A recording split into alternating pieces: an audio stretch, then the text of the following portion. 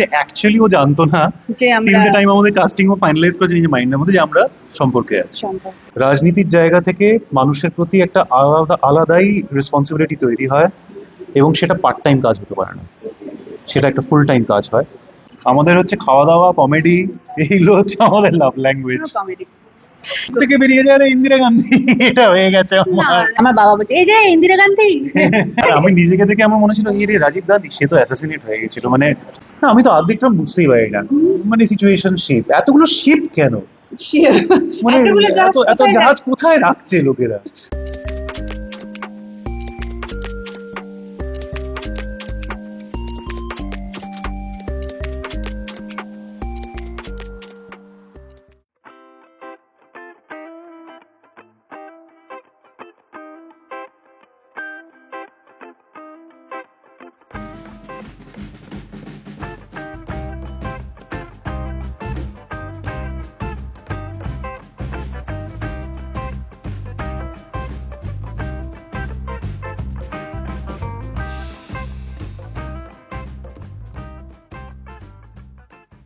আজকে ইম্পর্টেন্ট হচ্ছে আমার পাশে কারা রয়েছে। আমার পাশে যারা রয়েছে তারা আপাতত রয়েছে তুমি রবে নীরবে নিয়ে, কিন্তু তাদের প্রেমটা মোটেই নীরবে নেই, তাই তো? না, একদমই না। আমরা খুব ভালোবেসে হই হুল্লোড় করে আর কি কাজও করি, ভালোবাসাও থাকে আমাদের মধ্যে, তো নীরবে খুব কম। আমরা রবে নীরবে আই থিঙ্ক আমাদের যে মিউজিক ভিডিওটা আছে সেটার মধ্যে দিয়ে নিজেদের একটা অন্য সাইড আমরা দেখাতে পেরেছি। এবং তুমি রবে নীরবে ভীষণ পপুলার একটা গান, আমরা জানি সবার মুখে মুখে পেরে। তোমরা এটা যখন করতে গেলে, প্রথম যখন অফারটা পেলে, তখন মাথায় প্রথম কি এসেছিল? প্রথমত ফার্স্ট এক্সাইটমেন্টটা ছিল একসাথে কাজ করবো, ওটা ফার্স্ট রিঅ্যাকশন। তারপরে যখন পারমিতার সঙ্গে দেখা হলো তখন আমরা জানতে পারলাম যে অ্যাকচুয়ালি ও জানতো না তিনটে টাইম আমাদের কাস্টিং ও ফাইনালাইজ করেছে নিজের মাইন্ডের মধ্যে যে আমরা সম্পর্কে আছি। সেটা একটা আলাদাই মানে ভালোবাসা, যেটাতে আরো বুঝতে পারলাম যে আমাদের as a pair people are recognizing আমাদেরকে একসাথে যে দেখতে ভালো লাগে, সেটা লোকজন না জেনেও আমাদেরকে সেটার একটা আলাদা এক্সাইটমেন্ট আসছে। প্লাস তারপরে যখন আমরা অ্যাকচুয়াল পুরো ভিশনটা নিয়ে বসলাম তখন মনে হলো যে this is very much like আস।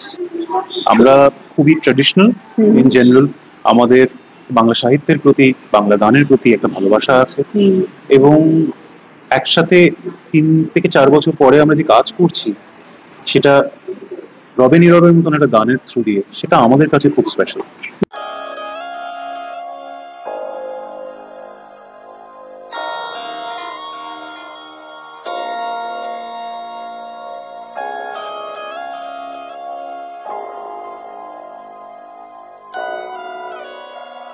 তো ওভারঅল আই থিঙ্ক অনেকগুলো ফিলিংস দিয়ে গেছি আমরা, এন্ড প্রত্যেকটা আই থিঙ্ক কাজের মধ্যে দেখা যাবে।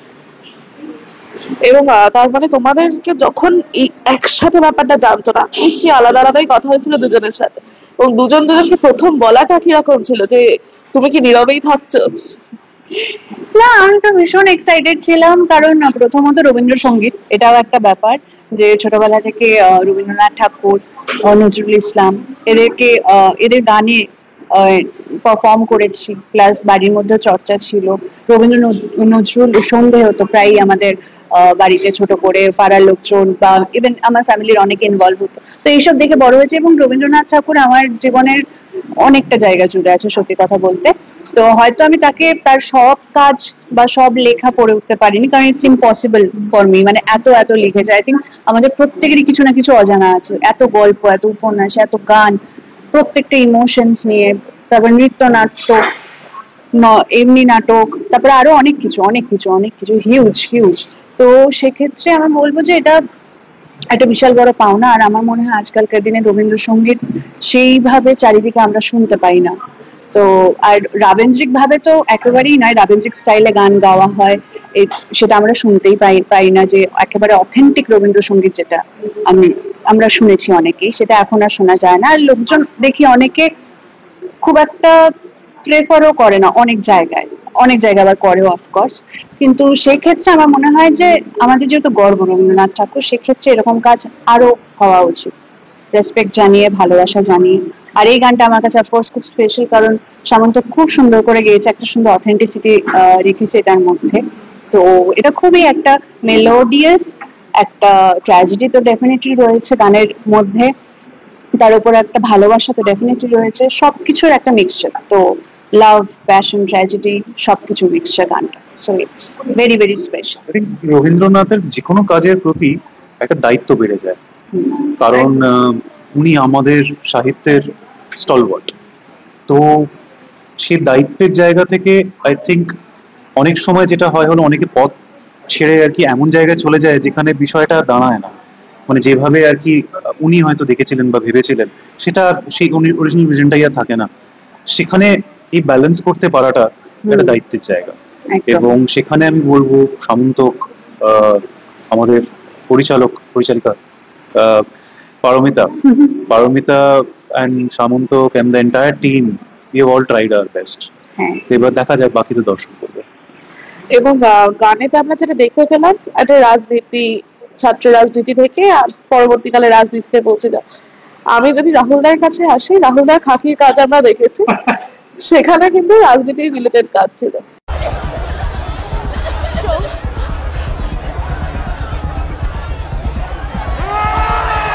এখানে আমার সেটা ঢুকে দেবাজিতাকে আমরা প্রথম দেখছি। তুমি কি আস্তে আস্তে এবার মেইন স্ট্রিম রাজনীতিতে যাওয়ার কথা ভাবছো?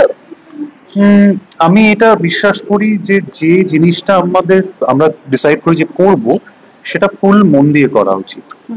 তো রাজনীতির জায়গা থেকে মানুষের প্রতি একটা আলাদাই রেসপন্সিবিলিটি তৈরি হয়, এবং সেটা পার্ট টাইম কাজ হতে পারে না, সেটা একটা ফুল টাইম কাজ হয়। এবং আমি এখনো সেরকম কোনো সিদ্ধান্ত নিইনি, হয়তো এই মুহূর্তে নেবও না, কারণ অভিনেতা হিসেবে মানুষের ইমোশনের প্রতিনিধিত্ব করাটাও এক রকমের দায়িত্বের জায়গা, যেটা আমি খুব ভালোবাসি। তো এই মুহূর্তে কোনো ভাবনা নেই, বাট যদি কোনোদিন হয় আর যদি আমি ডিসাইড করি যে রাজনীতির দিকে সত্যি এগোবো, তাহলে সেদিন আমি আর অভিনেতা থাকবো না, কারণ সেই ডিউটিটা আমার কাছে ভীষণ ইম্পর্টেন্ট মানুষের প্রতি।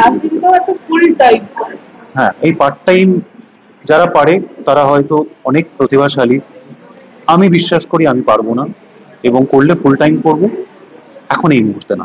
আমার রাজনীতি জিনিসটার প্রতি এখন এই ব্যাপারটা চলে এসেছে, লোকে না খুব ইজিলি ইউজ করে টার্মটা, ও আমার সাথে পলিটিক্স করছে, ও আমার সাথে এরকম করছে। পলিটিক্স টার্মটা ইজ আ ডিফারেন্ট থিং। তো সেই কারণে আমার মনে হয় রাজনীতিটা খুব নেগেটিভ দিক অনেক জায়গায় ভাবে, মানুষের মনে গেঁথে যায় যে ও রাজনীতিতে ঢুকে পড়েছে। কিন্তু সেই জায়গা থেকে আমার মনে হয় যে বেরিয়ে আসা উচিত, আর একটা রাজনীতিকে ওইভাবে আর কি ইউজ করা উচিত, মানে হ্যাঁ, মানে একটা সেন্স অফ নেগেটিভিটি তৈরি হয়ে গেছে এরকম। সেটা আমার মনে হয় সময়ের সাথে পজিটিভ দিকে টানাটা খুব প্রয়োজন। সেটা শুধু রাজনীতি নয়, আমি বলবো যে আমাদের এন্টারটেইনমেন্ট ইন্ডাস্ট্রিকেও লোকেরা অনেক নেগেটিভলি দেখে। হ্যাঁ, বলছে ও এখানে তো অনেক রকমের পলিটিক্স হয়, মানে what is this, politics is a different genre. তো আমাদের ইচ্ছেটা হচ্ছে টু মেক এভরিওয়ান সি তার পজিটিভ সাইডটা। আমরা এন্টারটেইনমেন্টের সাথে যুক্ত, আমাদের একটা অভিনেতা অভিনেত্রী হিসেবে ইমেজ আছে, but side from the image আমাদের একটা ইচ্ছে আছে to be public servants to the audience. অভিনয়ের জায়গাটা সত্যি কিন্তু একটা পাবলিক সার্ভিস, তো we want to play that part, তো সেটাই চেষ্টা।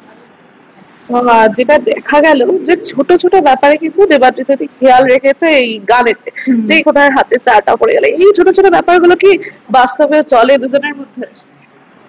বলতে পারবেন এইগুলো মানে আমাদের মধ্যে এইগুলো যতটা রোমান্টিক হয় তার চেয়ে বেশি কমেডিক হয়, মানে কমেডি হয় আর কি, হাতে কিছু পড়ে গেল, এই বাবা ফেলে দিলি, এটা হয়। বাট আই থিঙ্ক আরে আমি বলছি একটা হোলিতে একটা খুব ভালো জুতো পরে যাচ্ছে হোলি খেলতে আমরা, তো আমি হ্যাঁ তখন আমি ওর বাড়িতে গেছিলাম ওর মা বাবার সাথে দেখা করতে, হোলিতে দুজনের সঙ্গে আলাপ মানে দেখা করতে এবং একটু আবির দিতে এবং প্রণাম করতে। যাই হোক, ওটা হয়েছে, বেরোনোর সময় একটা মানে সুন্দর লেদার ফিনিশের একটা জুতো পরে বেরোচ্ছে। আমি তুই এত ভালো জুতো পরে হোলি খেলতে যাবি? তখন আঙ্কেল আন্টি দুজনেই হেসে দিই, মানে এত লাউডলি আমি বলছি, আমি খুব শক হয়ে গেছিলাম। তো এইরকম মানে কেয়ারিং এর থেকে ব্যাপারটা খুব কমেডির মধ্যে চলে যায়। ওই মানে এটা যে মিউজিক ভিডিওতে হতো তাহলে খুব ভালোবেসে স্লো মোশনে বলবে এটা নয় করে সুন্দর করে, আমিও তাকিয়ে প্রেম মুগ্ধ হয়ে হেসে জুতোটা পরবো, কিন্তু বাস্তব জীবনে তোর কি মাথা খারাপ, তুই এটা পড়ছিস, এটা তো নষ্ট হয়ে যাবে, এটা হয় আর কি। হ্যাঁ একদম। মানে তোমাদের লাভ ল্যাঙ্গুয়েজটা কমেডি বলা যেতে পারে। ও টোটালি, আমাদের হচ্ছে খাওয়া দাওয়া, কমেডি, এইগুলো হচ্ছে আমাদের লাভ ল্যাঙ্গুয়েজ। কমেডি। এবং যে লুকটা আমরা দেখলাম, পরিণত বয়সের যে লুকটা রয়েছে, সেখানে দুজন দুজনকে দেখি প্রথম রিয়াকশন কি ছিল? বিশেষ করে দেবাদ্রিতাকে দেখতে মানে মুখ থেকে বেরিয়ে যায় রে ইন্দিরা গান্ধী, এটা হয়ে গেছে না আমার। না, এটা বাড়াবাড়ি বলছে। আমার চুল মোটে ওরকম ছিল না, কিন্তু আমি যখন চুল কেটে ফেলেছিলাম তখন আমাকে অনেকে বলেছিল ইন্দিরা গান্ধীর মতো লাগছে। আমার বাবা বলছে এই যে ইন্দিরা গান্ধী। আর আমি নিজেকে দেখে আমার মনে ছিল এই রে রাজীব গান্ধী, সে তো অ্যাসাসিনেট হয়ে গেছিল। মানে আমি কারোর সেন্টিমেন্ট হার্ট করতে চাই না, বাট এটা দেখে মনে হয়েছিল যে বাট প্রপার মানে লুকের কাজটা খুব ভালো হয়েছে, because you looking like political figures. হ্যাঁ হ্যাঁ একদম এটাই। আর পারমিতার একটা বিশাল টেনশন ছিল যে আমাকে কিছুতেই বয়স বেশি দেখানো যাচ্ছিল না, কত রকম ভাবে। তারপরে আমি বললাম, ঠিক আছে একটু আমার অভিনয়ের ওপরে তুমি দায়িত্বটা দাও, আমি একটু অভিনয়টাও করে দেখাই একটু বয়স্কদের মতো। তারপরে finally output was not bad, very good. এবং অভিনয়ের কথা যখন এলো তখন বলতেই হয় তোমাদের দুজনকেই আমরা পর্দায় মানে পজিটিভ ক্যারেক্টারও দেখেছি, নেগেটিভ ক্যারেক্টারও দেখেছি।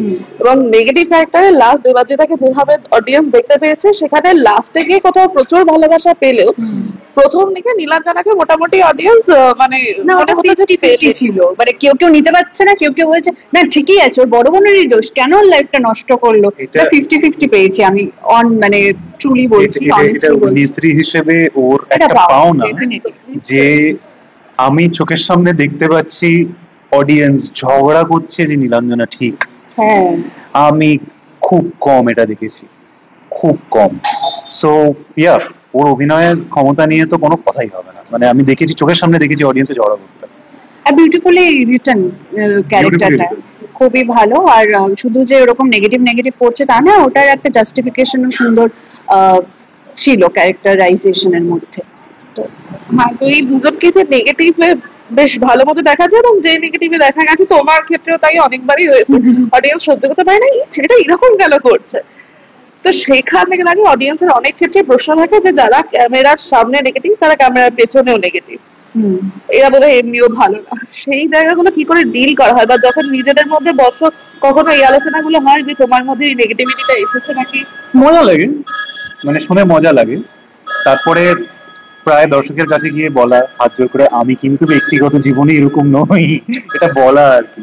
বাট না, যতটা তোমরা ভাবো যে দর্শক বুঝতে পারে না, আই থিঙ্ক এই একটা জায়গা we need to evolve in the sense that দর্শক কিন্তু ইন্টেলিজেন্ট হয়ে গেছে আগে থেকে অনেক। ওরা বলে তোমার মুখটা দেখে বোঝা যায় যে তুমি এরকম নয়, তুমি কেন এরকম পাঠ করো, এই কথাটা আমাকে অসংখ্যবার শুনতে হয়েছে।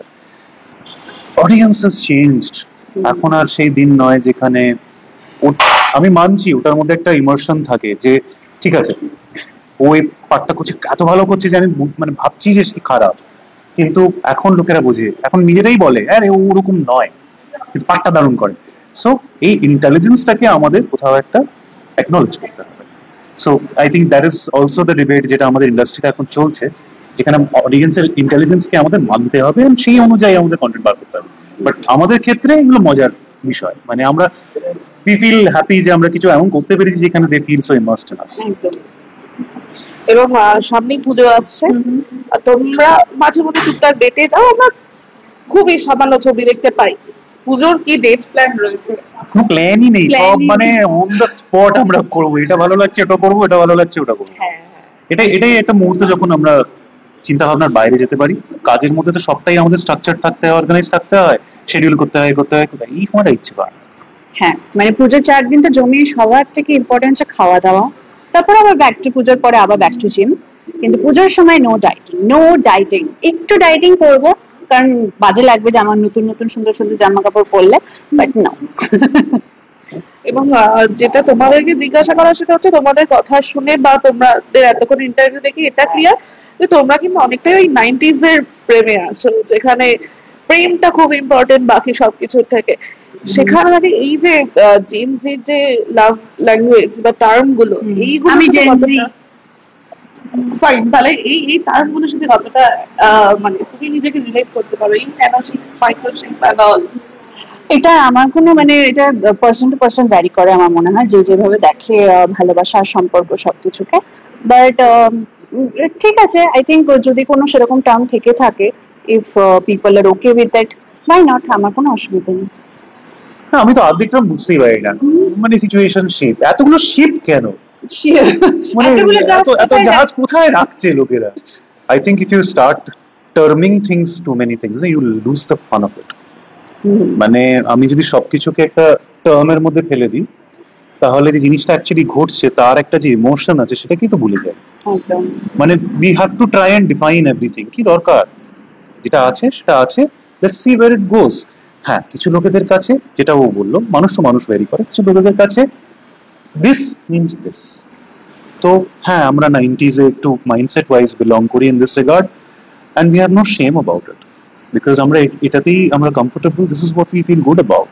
তো বাকিরা if they feel good about something else, I am all for it, because আমাদের কোনো অধিকার নেই to tell people how to live their lives. ওদের জীবন ওরা বেটার বুঝবে আমাদের থেকে, বিকজ ওদের স্ট্রাগল গুলো আলাদা, ওদের হ্যাপিনেস এর পয়েন্টস আলাদা, so it is up to them, but we are happy where we are. এবং অনেকক্ষণ তোমাদেরকে ডিস্টার্ব করেছি আমরা। লাস্ট যদি তোমাদেরকে প্রশ্ন করি যে তোমাদের যদি বলতে হয় যে বেস্ট ডেট প্ল্যান, তুমি যদি ওর জন্য একটা প্ল্যান করো বা তুমি যদি ওর জন্য, দুজনে আলাদা আলাদা, কি বলবে? দেখি তুমি আগে বলো। মানে তোমার বলো। দিক থেকে বেস্ট তুমি কি প্ল্যান করতে পারো? আমি তো মানে ওই চা ডেট। ও তো চায়ের সাথে ডেট হবে, আমার সাথে ডেট হবে না ওটা। ও চা মানে এনি টাইম, লাইক জাগে। আর আমার ডেট হচ্ছে বোলিং এ যাব প্রথমে, তারপরে উইল হ্যাভ ডিনার, তারপর বাড়ি। বোলিং, তুমি তাহলে সাথেই আজকে টাইম জোন, টাইম জোন, বলে দিই। টাইম জোন, বোলিং, তারপর ডিনার, বাড়ি, চাইনিজ ডিনার। হ্যাঁ, আমি বুঝে গেছি, ও ইন্ডিকেশনটা দিয়ে দিল যে নেক্সট ডেটের প্ল্যানটা কি। হ্যাঁ, আমি চাতেই আটকে যাই, আমি একটু বেশি বাঙালি ইন দিস রিগার্ড, মানে চা ছাড়া আমার জীবন আর কি ইনকমপ্লিট। আমার একটু খেলাধুলো পছন্দ, বা জিম ডেট, আমরা খুব জিম ডেটে যাই একসাথে। ও একদম আসতে চায় না, বাট আমি জোর করে করে আনি, আর আমার খুব ভালো লাগে জিম ডেট একসাথে। আমি ওকে বলি এই এক্সারসাইজটা কর, ও আমাকে বলে এই এক্সারসাইজটা করতে চাই। এবং সব শেষে দর্শকদের তোমাদের এই তুমি রবিনী কি বলবে? আমি বলবো, প্লিজ। 22 শ্রাবণ, 8 আগস্ট, রবে নীরবে ইজ অলরেডি আউট সুরিন্দা ফিল্মস এর ইউটিউব চ্যানেলে। সবাই প্লিজ দেখুন, অনেক অনেক ভালোবাসুন, আর অবশ্যই আমাদেরকে জানাবেন আপনাদের কেমন লাগলো। সোশ্যাল মিডিয়াতে আমাদেরকে ট্যাগ করুন, নিজেদের কলেজ স্মৃতি আমাদের ট্যাগ করুন, আমরা সেটা অবশ্যই শেয়ার করবো। সবাই খুব ভালো থাকবেন, তুমি বলো না? আপনারা ভালোবেসেছেন আমাদের, সেটার প্রমাণ আজ থেকে কিছু বছর আগে যখন আমরা প্রথমবার একসাথে কাজ করেছিলাম, হ্যাঁ, সেটাতে দেখাই গেছে। সেই ভালোবাসার জন্যই আমরা আজকে আবার আপনাদের কাছে এসেছি। আশা করি আপনাদের এই কাজটি আমাদের ভালো লাগবে এবং আপনারা আমাদের ভালোবাসবেন, ব্যাস এইটুকু। সবাই খুব ভালো থাকবেন, সামনেই পুজো, জমি আনন্দ করবেন।